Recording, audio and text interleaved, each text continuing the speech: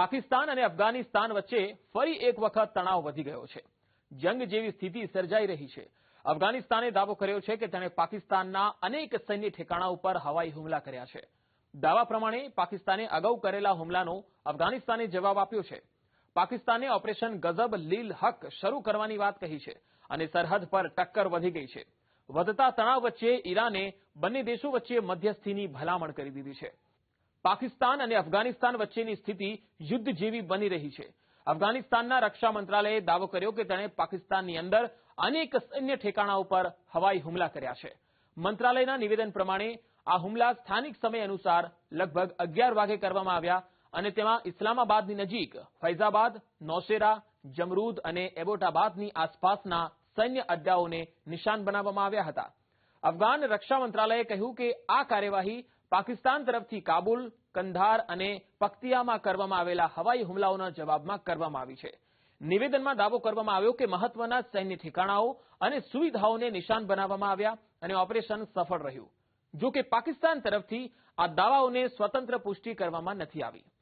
Pakistani media અનુસાર પાકિસ્તાને અફઘાન તાલિબાન વિરુદ્ધ ઓપરેશન ગઝબ લીલ હક શરૂ કર્યું છે. પાકિસ્તાનનો આરોપ છે કે ખૈબર પખ્તુનવા, ચિત્રાલ, ખૈબર, મોહમ્મદ કુરમ અને બાજોર સેક્ટરમાં અફઘાન પક્ષે વગર કારણે ફાયરિંગ કર્યું. ત્યારબાદ જવાબી કાર્યવાહી કરવામાં આવી.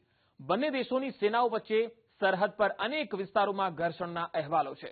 તાજેતરના મહિનાઓમાં પણ સરહદ પાર હુમલા અને સીઝ ફાયર ઉલ્લંઘનની ઘટનાઓ સામે આવી રહી છે, જેનાથી સંબંધો સતત બગડી રહ્યા છે. તણાવ વચ્ચે ઈરાને મધ્યસ્થીની પહેલ કરી છે. ઈરાનના વિદેશ મંત્રી સૈયદ અબ્બાસ અરાઘચીએ રમજાનના મહિનાનો હવાલો આપીને બંને દેશોને વાતચીત દ્વારા વિવાદ ઉકેલવાની અપીલ કરી છે. તેમણે કહ્યું છે કે અફઘાનિસ્તાન અને પાકિસ્તાને સારા પડોશીની જેમ પોતાના મતભેદો દૂર કરવા જોઈએ અને ઈરાન વાતચીતને સરળ બનાવવા માટે દરેક શક્ય મદદ આપવા તૈયાર છે.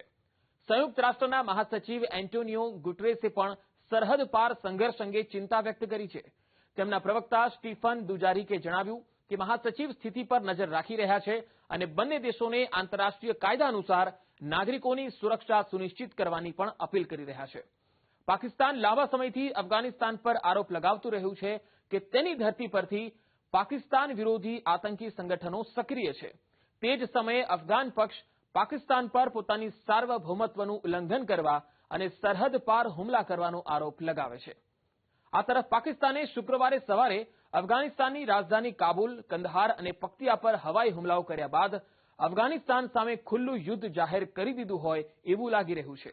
આ હુમલાઓ ગુરુવારે મોડી રાત્રે સરહદ પારથી અફઘાનિસ્તાન દ્વારા કરાયેલા હુમલાઓના જવાબમાં કરવામાં આવ્યા હોવાનું જણાવાયું છે.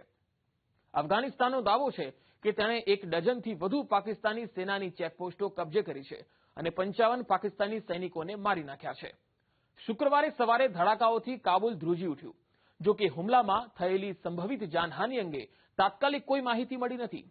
પાકિસ્તાનના રક્ષામંત્રી ખ્વાજા મોહમ્મદ આસિફે જણાવ્યું છે કે તેમના દેશનો હવે સહન શક્તિનો અંત આવી ગયો છે અને હવે તે અફઘાનિસ્તાન સામે ખુલ્લું યુદ્ધ લડશે. 2600 કિલોમીટરથી વધુ લાંબી પાકિસ્તાન અફઘાનિસ્તાન સરહદ પર છેલ્લા ઘણા મહિનાઓથી તણાવભરી સ્થિતિ છે.